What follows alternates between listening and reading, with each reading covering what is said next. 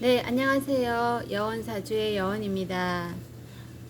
오늘은요, 지난 시간에 피해야 할 남자 사주, 연애나 결혼을 하기 전에 봐주면 좋은 부분에 대해서 설명을 해드렸고요. 남자만 하면 불공평하니까 여자분 것도 한번 해보겠습니다. 사주상 이론적인 것이니까요. 참고로 하시고요. 사실은 거의 5, 60%는 아마 만나보시고 오랜 시간 지내다 보면 그런 성향들이 분명히 상대한테 드러나게 되어 있습니다. 이제 여자 사주 한번 보겠습니다. 많이 적어 놓았는데요. 첫 번째로서는 사주 8글자 중에서 십성 중에서 식신상관이라고 하는 식상이라는 십성이 있습니다. 이 십성을 많이 가진 여성분, 그것을 많이 가진 여성분이 좋지 않은 이유는 오행의 상생상극에 의해 가지고 관을 극합니다. 즉 식상은 관을 극하는 오행이기 때문에 관이 무력해지게 되어 있습니다. 예를 들어서 내가 토 오행이라고 하면요, 금 오행이 많을 경우에 목 오행을 극하죠. 금목으로. 그래서 식상이 너무 많아버리면은 관, 즉 말해서 여자한테 있어서 남편 내지는 남자를 극하기 때문에 좋지 않다고 볼 수가 있습니다. 물론 제가 개운법도 나중에 알려드릴 건데요. 일단 이론적으로는 그렇습니다. 첫 번째, 그렇다고 해서 1번, 2번을 제가 매겨놨다고 해서 1번이 가장 안 좋고 2번은 두 번째, 그건 아닙니다. 2번은 인성과다의 사주입니다.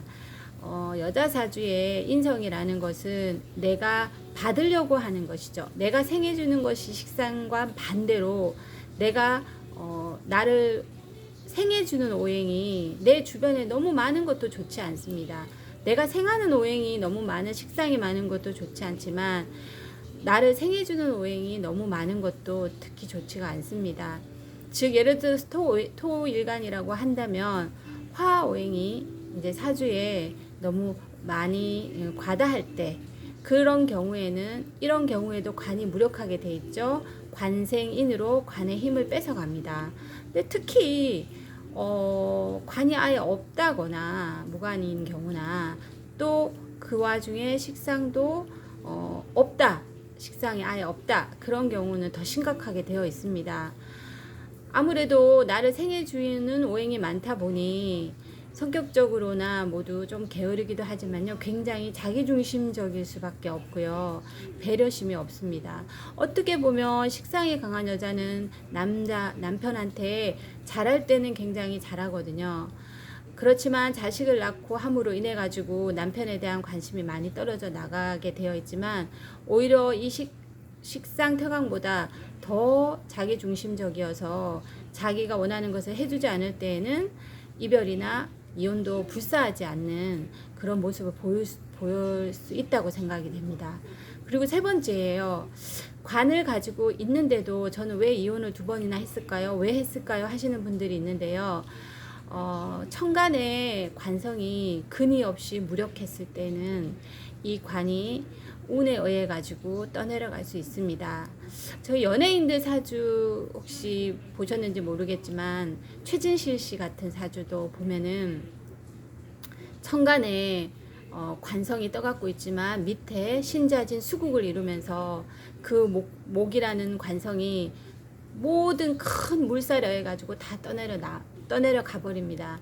그래서 관을 가지고 있더라도 그 관이 지지에 힘이 있어야 됩니다. 근을 깔고 있어야만이 이 관성에 힘이 있기 때문에 똑같이 좋지가 않습니다. 그래서 근이 없이 무력한 관성이 천간에만 떠 있을 때, 그때가 좋지가 않습니다. 그리고 네 번째 보시면은 관이 또 너무나 많을 때, 이제 흔히 말해서 관살 혼잡이라고 얘기는 하는데요. 옛날 어르신들께서는 이 관살 혼잡을 이제 그 식상으로 그걸 해주면 저희 어머니께서도 관살을 많이, 그러니까 편관 칠사를 많이 가지고 계신데요. 정관과 편관이 이렇게 섞여 있을 때는 결국은 정관도 편관으로 흘러가게 되어 있습니다. 그래서 이 관살혼잡 같은 경우도 그러나 큰 식상의 힘이 아주 강할 때는 이 관살을 눌러주죠. 그래서 저희 어머니께서는 오히려 이혼이라는 뭐 그런 것도 없이 그렇지만 아주 우여곡절은 많게 살았습니다.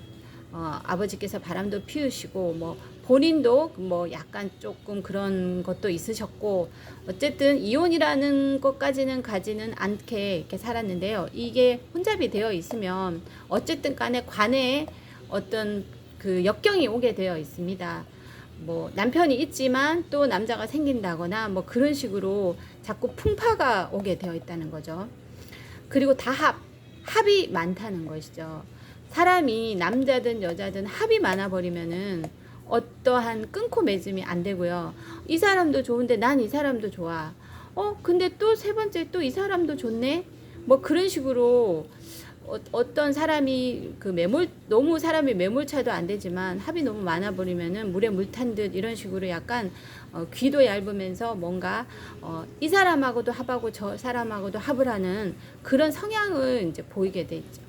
그리고 수단아니라고요. 수기운이 굉장히 사주에 많다. 물기운이 많다.